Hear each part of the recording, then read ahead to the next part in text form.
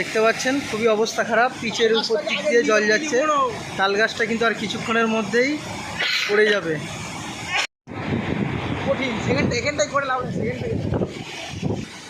এটা হচ্ছে বন্দিপুর থেকে যেটা গুজু রোড যাচ্ছে, ওই রাস্তাটা পিচ রাস্তাটা বাঁধের উপর দিয়ে ঝাঁপাচ্ছে, প্রচুরই জল যাচ্ছে।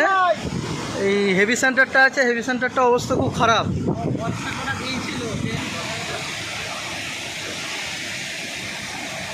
দেখতে পাচ্ছেন খুবই অবস্থা খারাপ, পিচের উপর দিক দিয়ে জল যাচ্ছে।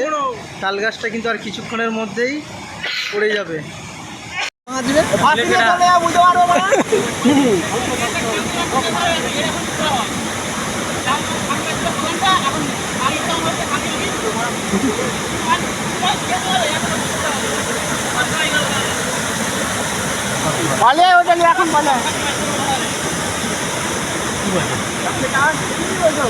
এখানটা চলছে আর সেখানটা